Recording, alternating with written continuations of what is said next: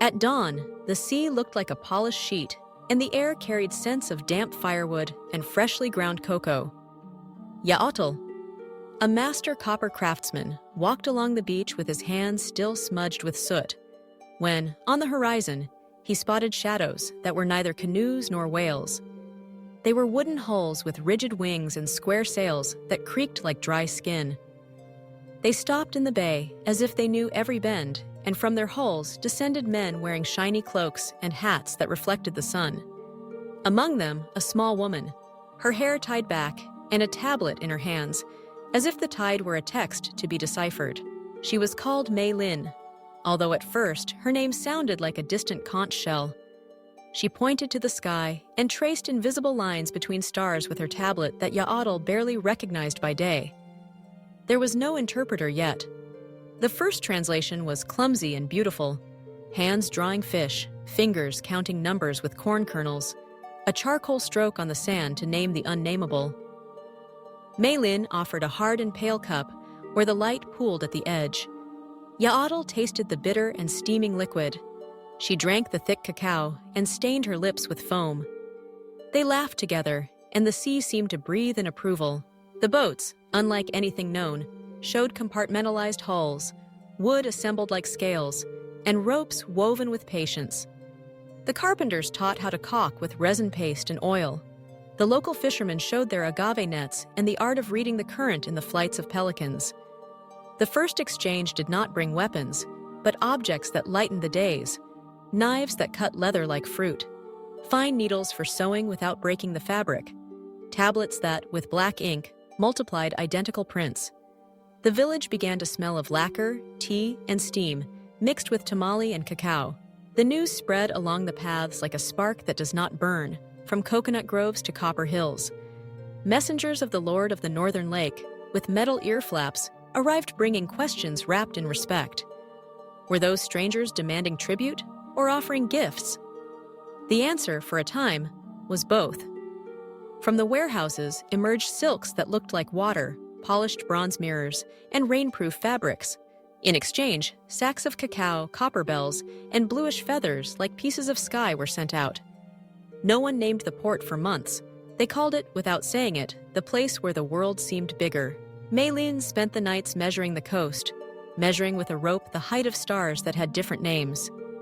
Yaotl approached her makeshift table curiously and lent her his hammer to hold paper on the board. She called fresh water shui. He called it ATL. She taught him to fold a paper kite that rose with the wind. He showed her that the jaguar, seen up close, does not roar without reason. On the third trip, when sails returned with other hulls and captains, there was already a neighborhood of slanted roofs and courtyards with smooth stones. They planted trees with sour fruit whose name was a tongue twister. The bees soon got used to it. As the moons passed, the rhythm became seasonal. The boats arrived when the north wind ceased, and the migratory birds marked lanes in the sky. They rose with the current as if the sea had stairs. They brought paper and rolls and ink figures that repeated the same phrases. They left behind devices made of boards that, when pressed, painted symbols on bark. The scribes of the valley first looked on with suspicion, then with hunger. The chronicles, once carved by hand on deerskin, began to multiply with strange accuracy.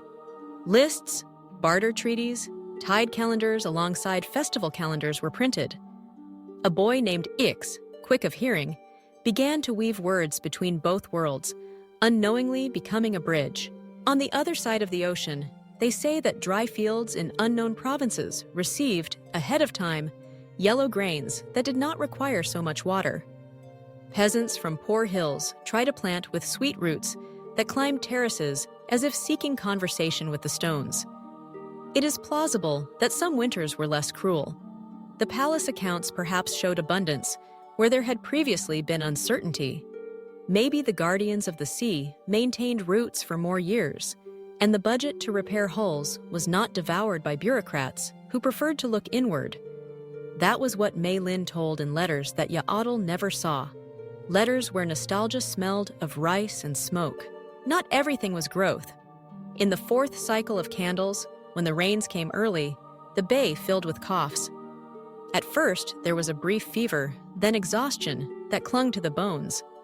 Yards were closed, food was left at the doors, prayers were said in 2 languages, and incense was lit alongside copal. People learned to care without touching. Some died, others were born. The memory of pain remained like a new wrinkle on the face of the port. No one raised monuments, but the celebrations included a moment of silence that hadn't existed before. Yaotl took his craft to the shore. He mixed alloys with men who knew of distant tin and patience. From those furnaces emerged bells with a clear tone and tools that bit into wood without splintering it. The carpenters of the sea taught how to divide the hull into compartments, and the canoe builders taught how to negotiate the waves at the river mouths. A different kind of ship was born: cedar ribs, raisin skin, and totora skirts to soften the impact. They launched it amid double chants, baptizing it with 2 halves, Dragon Jaguar. At the market, alongside the corn and chilies, appeared boxes with thin leaves covered in characters and glyphs. Booklets of words for the wind were sold. Navigation terms, signs for the currents, drawings of clouds that announce bad weather. The brides requested fine needles to embroider with unknown patience. The fishermen learned new knots for their nets. A master from the northern lake traveled to the bay to see with his own eyes the ink that replicated itself. Upon his return, he organized the tributes so that they could be recorded in a way that anyone could read them twice without error. The bureaucracy, always hungry, finally found a toy to its measure. The news of other strangers arrived as an echo of a story already heard. It was the year when, from the east of the sun, Mandakroski, the unknown sea, men arrived with crosses on cloth. Some settled on islets, others passed by. In the port of the Jaguar, it was heard, commented on, and let pass. If the world was big, there was room for many ships. Years later, however, cannon ships sounded on the opposite coast, and messengers brought printed paper with notices in 2 languages. Men come from the other sea. They ask for gold, offer saints and gunpowder. No armies were gathered. Markets were convened. Nearby lords came down to the bay to negotiate in a wooden house with a curved roof and the smell of wax. They carried feathers and beads. They carried silks. No one wanted fires. It is plausible that that encounter changed the way things went wrong. There was no blow that toppled pyramids overnight. There were treaties, marriages that mixed words in cradles, translated tithes, maps with 2 orientations, one for the sea of old comets, another for the newly arrived waters. The strangers of dawn were surprised to see ships with compartments and comets that watched the wind, and printed lists that recorded who owed what to whom. It was no longer virgin land, but a coast that had learned to deal with different worlds without ceasing to be itself. Mei Lin grew old without losing the habit of measuring the sky. Her hands, hardened by ropes and paper, found in Yaotl a stillness that travels do not grant. He, who began by folding bells, ended up tuning voices in the markets, making sure no one shouted louder than another.